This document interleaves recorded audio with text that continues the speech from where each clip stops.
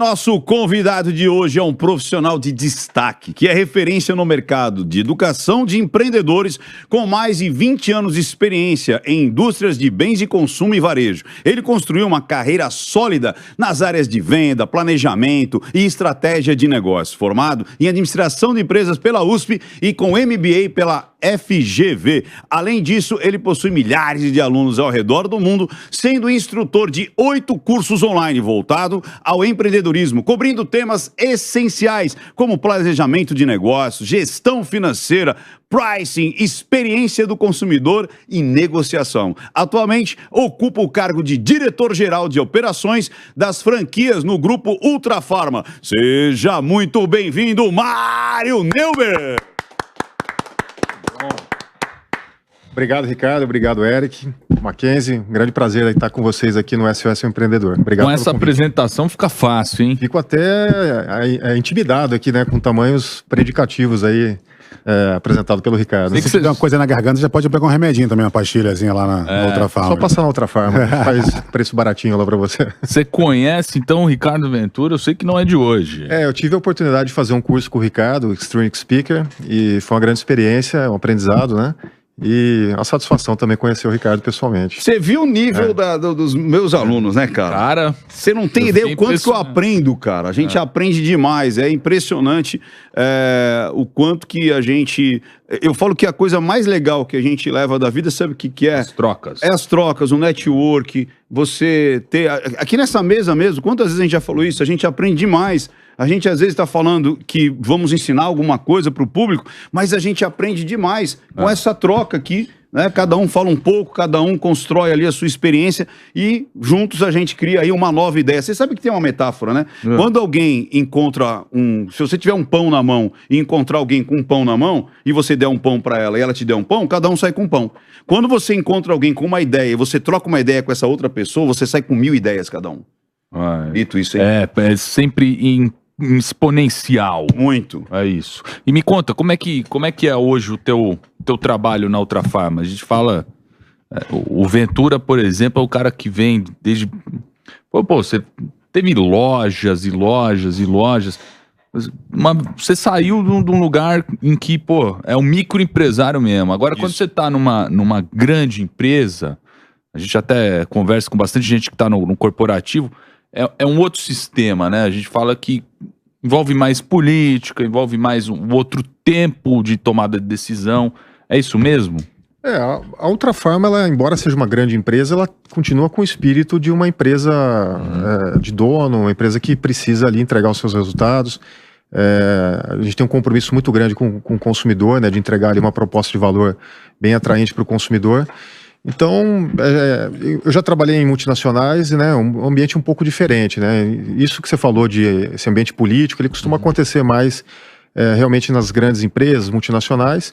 Eu vejo que a Ultrafarma, embora seja uma grande empresa, ela ainda tem aquele espírito do dono, né, de fazer as coisas acontecerem. Quantos funcionários hoje? Hoje o grupo todo, né, considerando as diferentes operações de varejo, distribuição e franquias, por volta ali de 800 funcionários.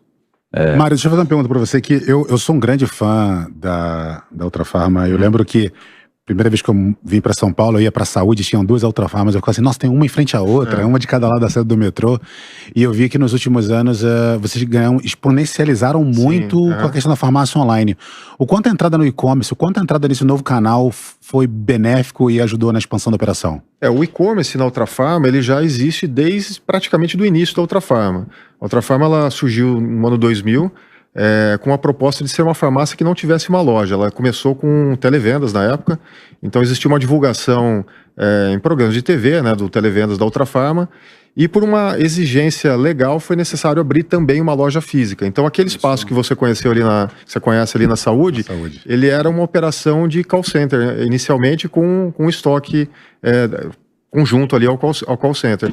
Com essa exigência, né, de ter uma loja física, foi adaptado ali o espaço para também funcionar uma loja física e as coisas se desenvolveram em paralelo.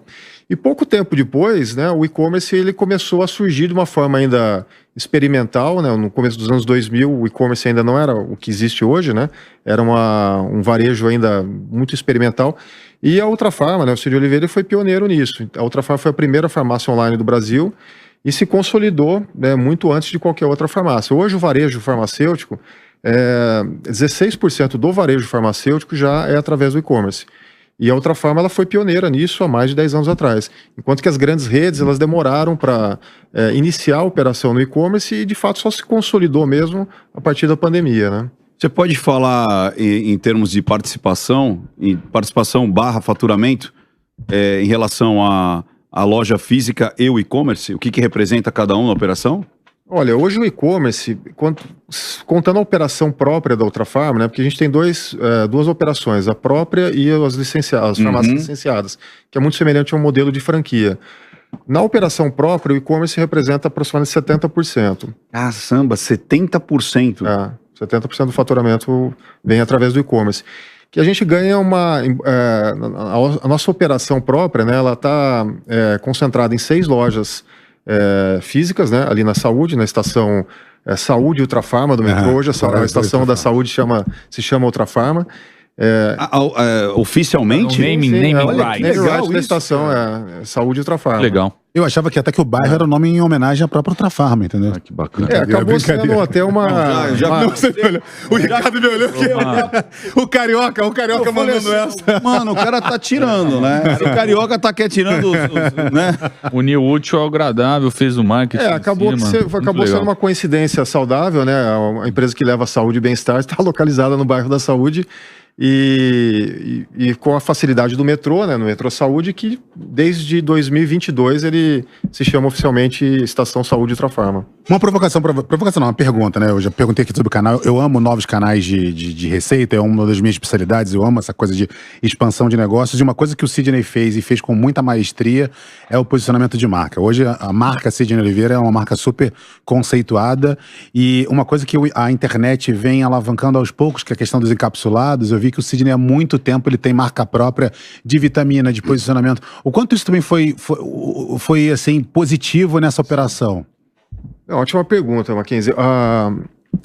O mercado de suplementos e vitaminas, né, ele é um mercado que vem crescendo cada vez mais. O brasileiro ele passou a se preocupar com a saúde preventiva, principalmente a partir da pandemia. Mas antes disso, né, já existia no Brasil existe uma demanda reprimida de vitaminas e suplementos.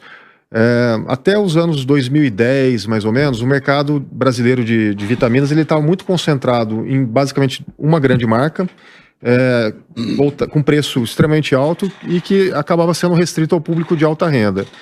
Naquele momento, né, talvez as pessoas aí um pouco mais de idade vão se lembrar, era comum as pessoas quando viajavam para fora do país trazer vitamina, né, comprar ali a sua vitamina, trazer para a família, porque no Brasil era muito caro. E era uma categoria desejada pelo consumidor brasileiro. O consumidor tinha interesse em tomar vitamina, né, suplementação, exatamente. E em 2010, né, a Ultrafarma ela era a maior vendedora, né, a rede vendedora da principal marca de suplementos e vitaminas do Brasil.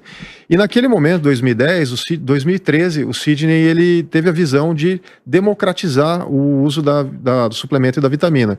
Então ele criou uma marca chamada Sidney Oliveira e criou uma linha na época com aproximadamente 100 SKUs, que foi também uma inovação. Começou com 100.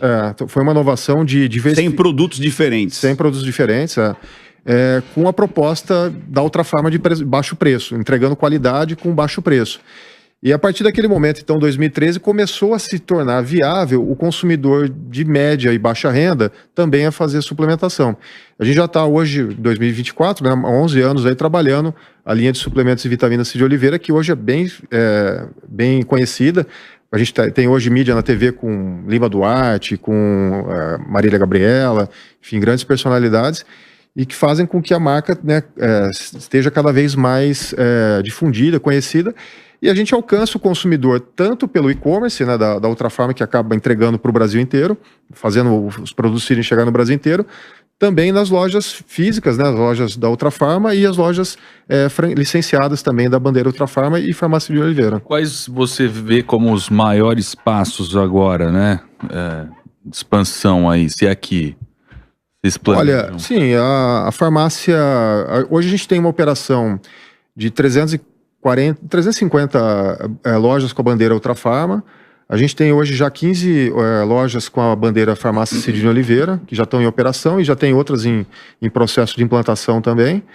E o e-commerce, né? O e-commerce que é um grande canhão de vendas aí, né? Uma ação bem feita no e-commerce, você tem um crescimento exponencial de vendas. Deixa eu fazer uma pergunta de leigo, totalmente leigo. Eu lembro que, sei lá, na década de 70... Desculpa, só cortar, Ricardo, desculpa. Existe dentro do ecossistema Ultrafarma, né, existe também um outro negócio que são as óticas Ultrafarma. A gente tem hoje 45... Óticas Ultrafarma. A proposta do Sidney Oliveira e da Ultrafarma é a saúde, né? Dar acesso ao consumidor a produtos de saúde. E a visão também faz parte da saúde. Sim. Então a gente tem hoje uma operação com 45 óticas com a bandeira Óticas Ultrafarma. É isso que eu ia perguntar, porque eu lembro assim, a farmácia padrão dos anos 70 era aquele balcão em U, né? E você pedia e o farmacêutico ali, o balconista, te entregava. Hoje é um parque de diversão, né? Você entra... O que eu enxergo numa farmácia? Eu enxergo o remédio, que praticamente não é a primeira coisa que você vê. Você vê muitas vezes nutrição infantil, você vê logo de cara ali os shakes infantis, os leites. Você vê beleza, você vê muito logo de cara assim, paredes enormes de beleza. Você vê a suplementação e lá no fundo você vê o remédio.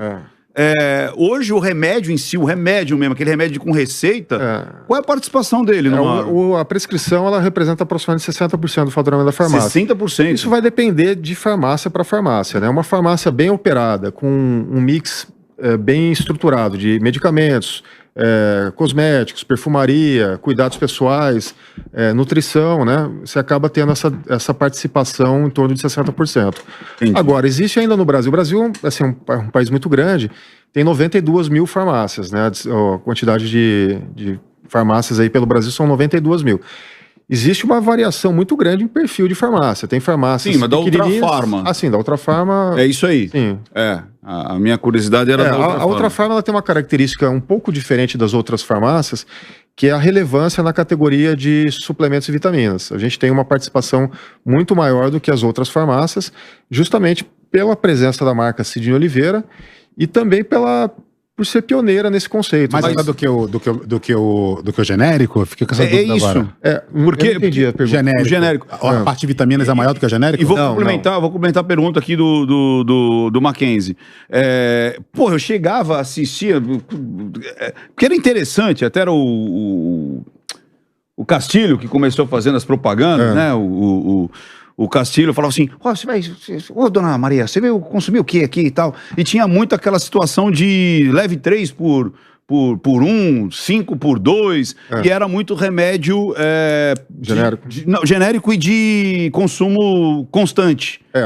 O genérico, ele é um produto assim, ele surgiu no Brasil no final dos anos 90, né?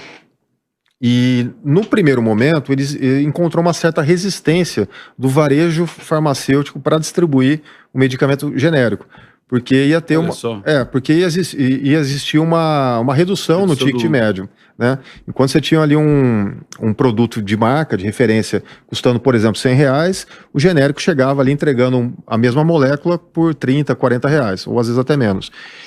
E houve naquele momento uma resistência do varejo farmacêutico brasileiro em aderir à política do genérico. E o Sidney naquele momento, né, foi quando a Ultrafarma estava iniciando a operação dela, teve ali a junção da fome com a vontade de comer. Ele, com a proposta de levar medicamento barato para o Brasil e a indústria de genérico precisando de um canal de distribuição. Então ele foi um casamento bem sucedido naquele momento que dura até hoje, né?